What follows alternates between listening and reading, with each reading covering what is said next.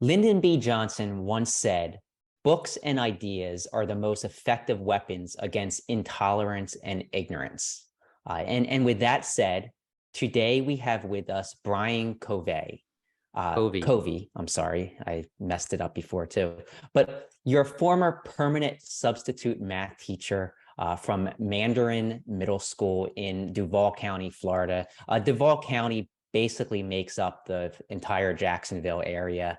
Uh, Brian garnered the attention of Floridians as well as national attention after being fired for posting a viral video of empty bookshelves in the Mandarin Middle School library. So first of all, welcome to the show, Brian. I'm happy you've been able to join us today and talk about what took place, but I just want to jump right into it. What happened and how did all of this get started? So it all happened pretty instantly as far as what happened with the book. So during literacy week, I left my job as a substitute teacher. I went to go pick up my kids because they have a event at school. There was food trucks. The library had a book fair going on so parents could buy books for their kids. And each classroom, they had a escape room. So there were puzzles for the kids to do at different grade levels in order to get their sticker to escape. And this is all done by the set up and done by the teachers and everything like that. So when I picked up my kids from extended day, we were walking in and my daughter said, "Did you hear what happened at school today?" And I said, "No, what happened?" She's like, "They took away all the books." So uh, that was confusing to me. So I was like, "So what do you mean, like all the books?" So my son jumps in and said, they took away all the books, including the Sunshine Readers books, which are like a state-sponsored Florida authors thing where my son's specific school got an ice cream social from some of the local businesses, and if they could do 15 out of the 20 of them. And the read out loud books were taken out like as students that were in the middle of reading.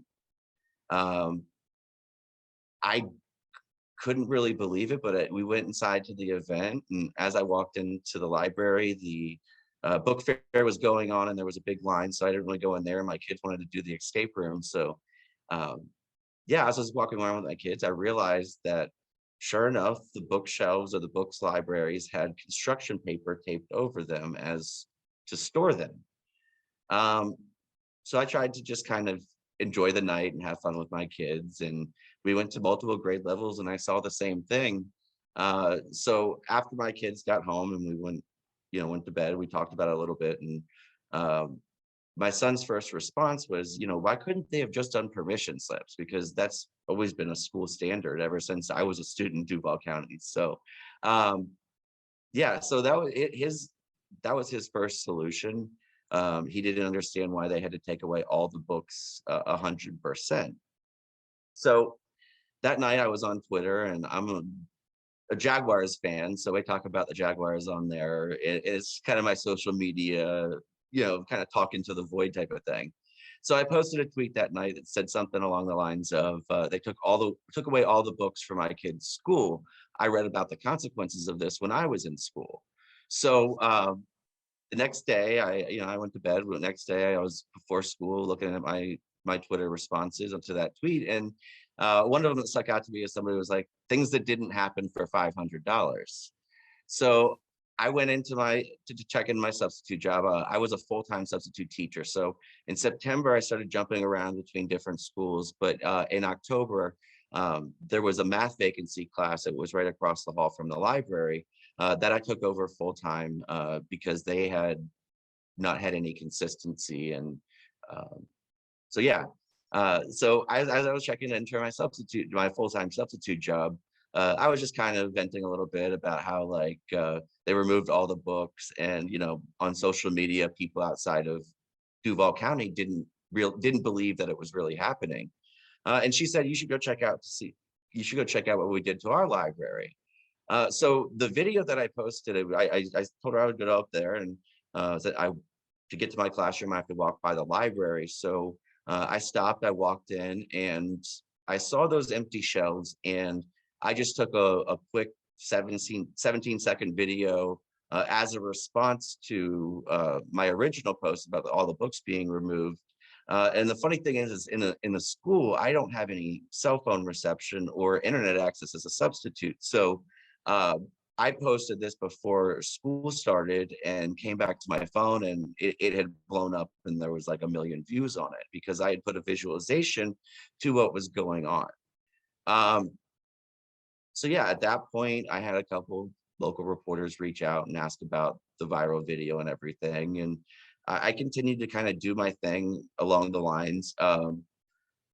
After the fact, they said that there was a book full, there were the shelves full of books in the other half of the library, but I also took video of that side of the library on February 6th that showed that they had tables at the end of the aisles so students couldn't walk around it, and a whiteboard at the end of another aisles so students couldn't walk around the book, like look at the books.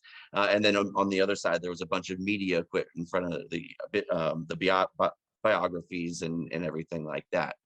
So they were using that other half of the media center as storage, and they had boxed up all of their nonfiction books Wow. and put it into boxes.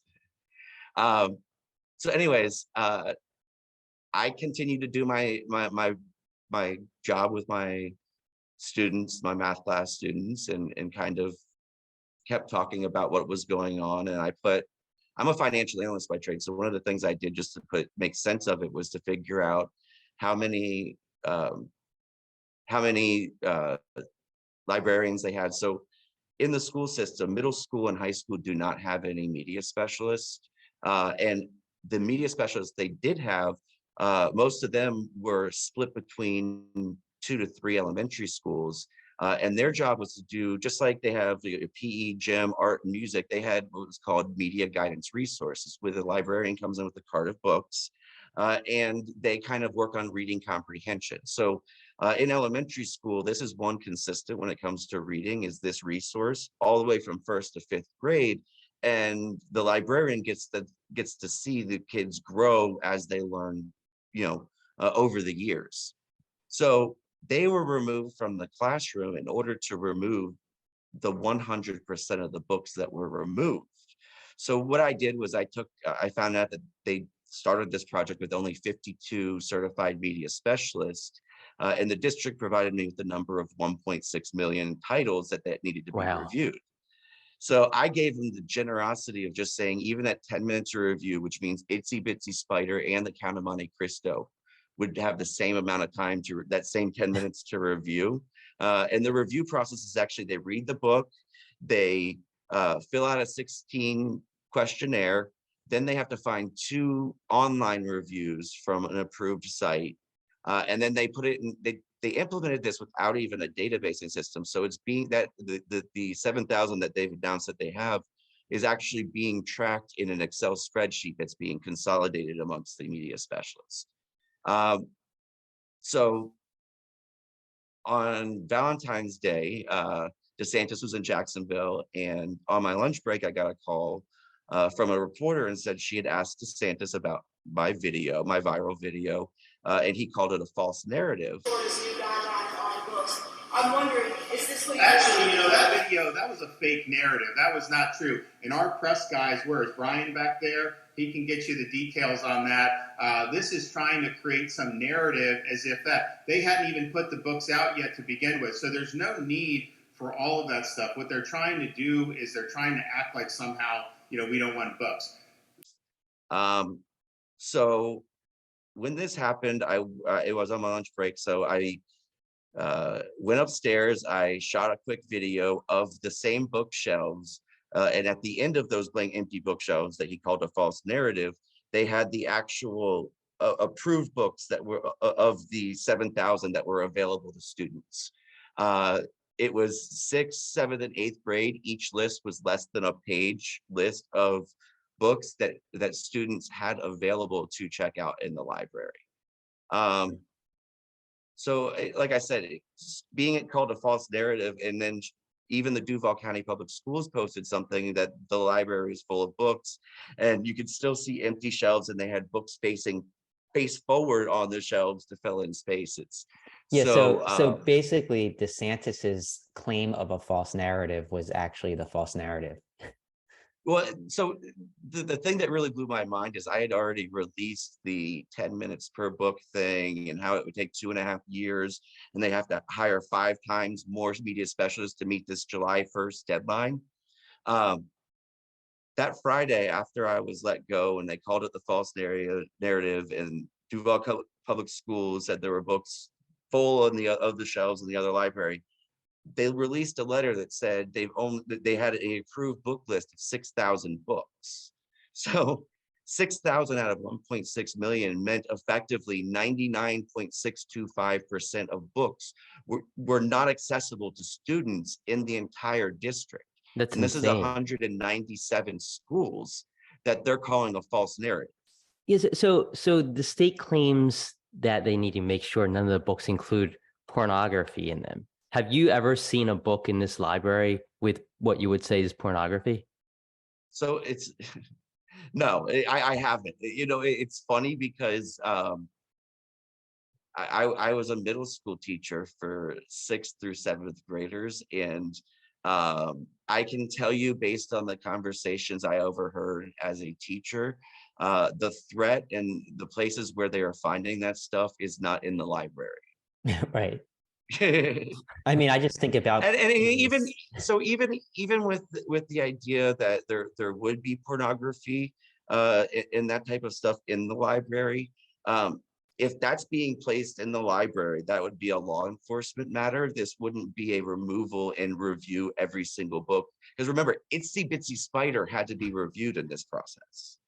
Yeah, like it doesn't make sense. Why don't you just find the books that you think might have pornography in them and review those, and let people complain? Like if somebody suddenly discovers Itsy Bitsy Spider has pornography in it, they can report that, but otherwise don't read Itsy Bitsy Spider and review it, Yeah, so there's two things. It was funny because in trying to explain this to my kids, I can't really even explain why this is happening to them, because remember, this is the second major interruption of my kids' education in elementary school.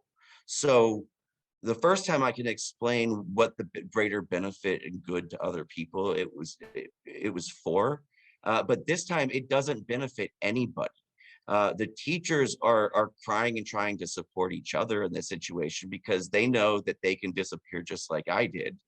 And because so people focus on the felony aspect, but they've been constantly threatened with losing their teacher certificate. Yeah. So if a teacher loses their teaching certificate, you're leaving them with their education debt. You're taking away their career and their pension. So that's just as much for a law-abiding teacher of a punishment as a third-degree felony, or what they can imagine happening to them for speaking out or doing anything about it. Yeah, that's what I was going to ask you. I assume that you aren't the only teacher or substitute teacher that's a little bit pissed off about what's going on. Are there others who are considering speaking out, or is that chilling effect of these laws kind of limiting the number of people that even want to risk it?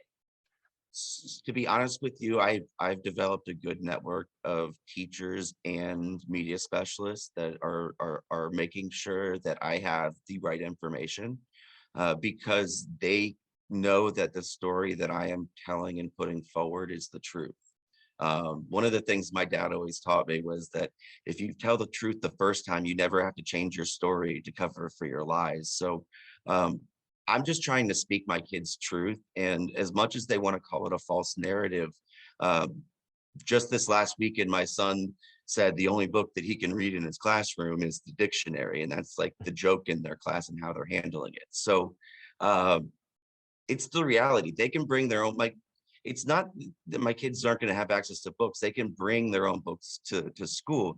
It's the fact that my son this year, he read the entire Harry Potter series because his VPK teacher who runs the extended day challenged him to read it together. So my son in 5th grade read 700, 800-page books because the teachers challenged him to read.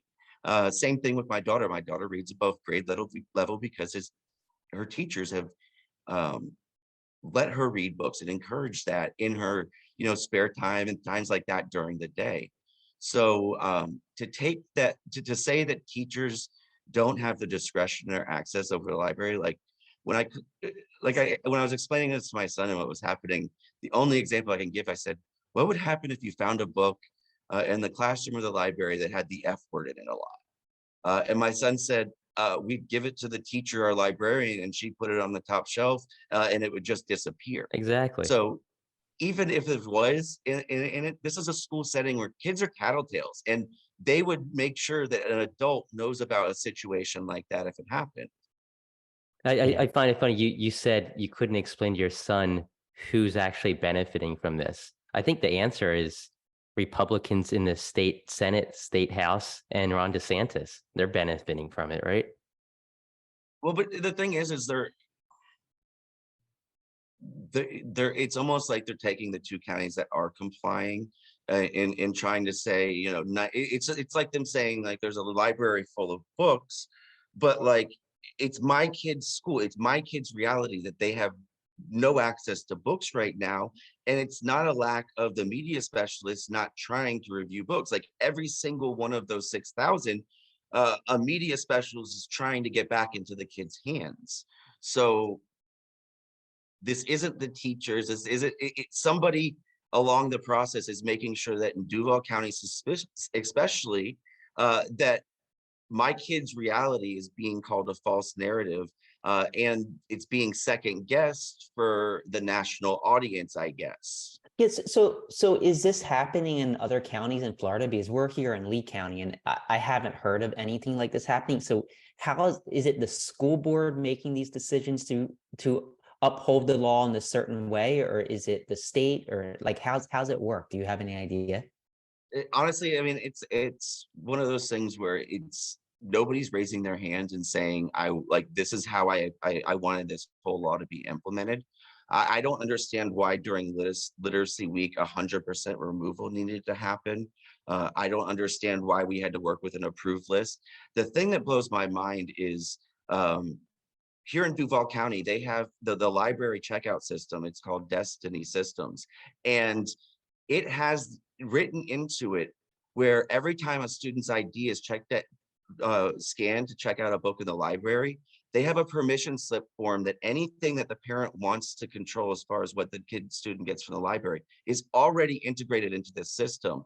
And they decided to do 100% removal and implement reviews using Excel with a soon to be implemented databasing system that's unfunded.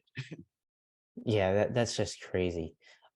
So what are your plans now? Like are you considering a lawsuit against your termination, or against maybe improper termination? Will you substitute again in Florida? What are your thoughts on everything there? So I went into substituting because I was considering becoming a full-time teacher. I loved doing what I was doing. I had a rough class, but it was definitely like I enjoyed the structure I could give to my students, the fact that they would respect and were learning to just turn in their work so they can get a grade. Like it was little things that you could make incrementally being a teacher, that I really enjoyed about it. Right now, I will probably just look for a job in finance. I did corporate finance for 13 years, and I run my own business. So it's one of those things that I'm just trying to make sure, like my main goal right now is to get the media guidance resource back in the Duval County curriculum for elementary school kids, and to get the permission slips implemented while they figure out how they are going to fund, from an administrative aspect, the reviewing of books. Yeah, you have your own kids in the school system, so you have another incentive to kind of get things straightened out other than just your job. So props to you for doing that, and good luck with all of that for sure. Well, and you know, like when things go viral and stuff like that, you can always pick what goes viral and everything. But when I was talking to my friends that were teachers and everything throughout the whole process, and they were telling me that, you know, they were crying and trying to support each other, you know, that they wrote an essay that they could never publish, but they just had to get their emotions out about what was happening to them. And I began to understand that it's not the felony, it's the teaching certificate that they're afraid of losing. Yeah. I knew as a substitute, I couldn't get, like, that wasn't a worry of mine. I knew that I was taking a risk as far as my employment went. But this is something, so I grew up in Duval County. I had a great experience. I went to college prep public schools. I had teachers that influenced me beyond belief. And that's the experience my kids have had in the public school system. Even Dr. Green, the superintendent here in Duval, like, I personally had a lot of respect for how she handled maintaining my kids' education during COVID, going online all of a sudden out of nowhere.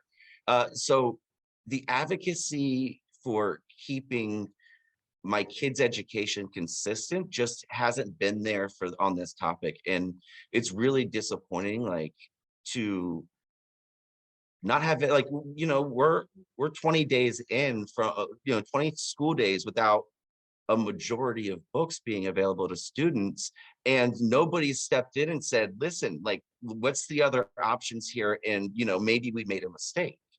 So at this point, like I said, I'm just going to make sure that if this is the course it's going to continue to go through, that the reality is told, because I can't explain it to my kids, so I have to be an advocate for the reality when you have the people that are making these decisions trying to gaslight their reality as far as public education goes right now. And again, if this was such a threat, why aren't charter schools who get the same public money being held to the same standard?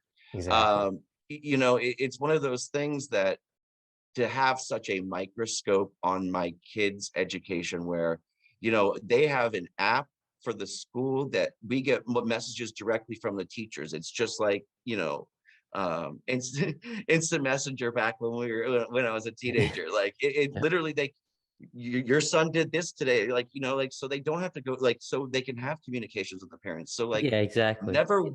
never once in this process did I ever suspect or doubt anybody that wasn't looking out for my kids' best interest when I dropped them off at school every day. Yeah, and I have no doubt that most of the teachers at the school do have that best interest at heart. But I think it's the problem with laws like this, whether it be laws banning critical race theory or laws that ban what's referred to as pornography in this case, is the fact that there's no clear definition or limit to either term, right? So some school boards are viewing critical race theory as being anything that talks about America's racist past, or the idea that Black people have been harmed for more than one generation past slavery. Other school boards are viewing pornography, like in this case, as anything that talks or depicts human genitalia. So like a science book could, in some school board members' minds, that could be pornography. Oh, I think we've seen books. There's so many books that have been banned. We've literally seen a book about Baseball Hall of Famer Roberto Clemente banned from a school. He was a player who played in the 60s. The book merely talked about how he had to overcome racism to play the sport, like many African Americans and players from the Dominican had to over the years, especially back then. The book was later unbanned, to be fair, but it was banned, and this is a problem, I think. Another children's book, and Tango Makes Three. This one really gets me. So this book was banned in Florida. It was another Florida school because it talked about two male penguins who loved each other. And it was actually based on a true story about two penguins, I think from the Central Park Zoo, who actually loved each other and who actually tried to lay on an egg. It didn't talk about pornography. It didn't talk about sex whatsoever. It was just talking about how they loved each other and they hung out together and they rested their heads on each other's shoulder or on each other's bodies. It was a true story. It was a true story. And the school board banned it, claiming that its sexual innuendo was inappropriate for students. We're literally talking about nature. It just gets me. So it's actually, as if this whole situation for me isn't ironic. But when I was working at the middle school, one of the only books that ever made me feel uncomfortable reading out loud in 7th grade about my race was The Narrative of the Life of Frederick Douglass. But for me, it was actually a growing experience going through that. But the reason it made me, this was on the approved list for 7th grade, but the reason it made me feel uncomfortable specifically is that the fictional slave owner in his narrative is, his name is Mr. Covey or Covey. So he had the same last name as me. So the ironies of the one book that ever made me feel uncomfortable, but was also a growth experience, because I was in Duval County Public Schools is like, I think 70% minority. So having a mixed race class and having your name repeatedly read out loud associated with that, it was something that was a growth thing that books were provided me, not something that made me feel uncomfortable in a bad way. Exactly. And I think the problem is how vague these laws are written. Like there's no clear definition of what a violation would be under these laws. And I think those on the right write these laws so vague just so that they can kind of pick and choose what they want to fall under the law. I think they use right-wing talking points and verbiage that sounds reasonable, and then use those bills to completely unreasonably and extremely attack the foundations of education. And I think that that's a problem. These teachers, they don't know what it is that they're supposed to be doing. They don't know if they're breaking the law. They don't know if they could get a felony or lose their job or lose their teacher's license, because the law doesn't actually spell it out. Yeah, and I think the idea is, the problem is, where's this line drawn? Where do you draw a line between, in this case, education and pornography? The answer probably seems clear to most people. Like, to me, it's super clear. To you, I'm sure it's super clear. To a lot of Republicans, it's super clear. But that doesn't mean that every person has the same line that they're drawing. So one person might think that a drawing of female genitalia is considered pornography, when somebody else might think, that's sexual education. You're learning about the female anatomy. So I go ahead. Yeah, I'd like to hear your thoughts. Yeah. So the thing is amongst educators and Your dog's amongst pissed off educators too, I hear. I got 2 dogs, so It's okay. So so amongst educators and media specialists in Duval County, even parents, nobody's disagreeing with the idea that cataloging books and checking and having them listed by grade level and having it so parents have a say in the books is a bad thing, and we don't want it done. The issue is the way it's being implemented, with the removal of 100% in the middle of a school year without any of the foundation or funding to actually implement this in a timely manner. So this is something that, the media specialists at my kids' school are going into the cafeteria after reading books for 6 hours just so they can see the kids, and because the kids are excited and miss her. So like, this is hurting educators and taking them out of the classroom and out of regular interaction with students in order to fulfill something that it's an administrative task. It needs to be taken on either on a state level with funding or along those lines. But the reality is right now is that almost 100%, 99.6% of books in my kids' school are inaccessible to them. So no matter how you split it, they don't have, we're not giving the options to be able to facilitate education. Like right now, my son tells me that they're using worksheets, in order to do their language arts and reading stuff. My son's an avid reader, so if he finished his work early, like he was one that goes to the library and picks out a book because he forgot his book at home again, like That was a service that my son would use and be able to do his own education and learning. And he can go in there and pick tigers one day, airplanes the next day. Everything like that was a free learning environment that has been taken away from the public school system. Yeah, and it just baffles my mind that these politicians think that this is going to be a good thing, and I think that how political it's gotten, and it's not just Florida. There's other states as well, but I think Florida is kind of the epicenter of all this, and it's a shame that, especially Duval County, where it is one of the most diverse counties in the state, that is happening there as well. So I mean, I don't know what you say. Do you have any closing thoughts or any ideas on what might happen next? Are they going to actually be able to get through all these books in Duval County? And how are they going to do it? To be honest with you, I'm just going to keep telling my kids reality until it goes back to what they had a month ago.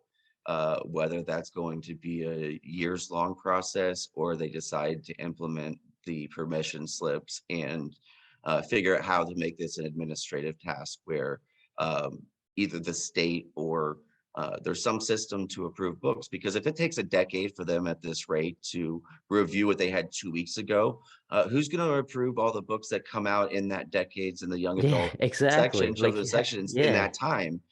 So it's one of those things that it needs to, if this is the system that they want in place, the funding needs to come from outside of the existing structure, because the existing structures, especially from classroom instructions, is stretched so thin that they were already limited to just elementary school, and even elementary school specialists were handling 2 to 3 elementary schools worth of resource. So it's been stripped down so much. To take it from the existing structure is just gonna, it takes too much from the education system as a whole, all while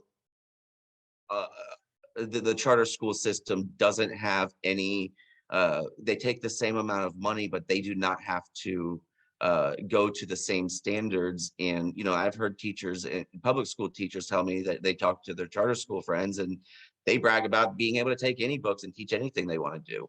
So just that unfair advantage, and that teachers in the public school system don't have anybody advocating for them in their reality right now, is the reason why I'm going to continue to make sure that the story keeps going. And the reality is until it changes. Keep it up, keep it going. Yeah, and I think Florida school teachers are some of the most underpaid in the country. And when you see them getting rid of good teachers like you clearly are, it's just a shame, and it's baffling. But to close things out, before we let you go, I just want to share a quote by Irish poet and playwright Oscar Wilde, and it reads as follows: "The books that the world call immoral are the books that show the world its own shame." So just something to consider as we move forward. Duval County, I hope that you guys can figure this out, just for the sake of all the kids there, and teachers. And Brian, thanks for joining us. Thanks for telling your story. It's very important, and keep it up. Keep pushing for the right thing to be done. Thank you. I appreciate it.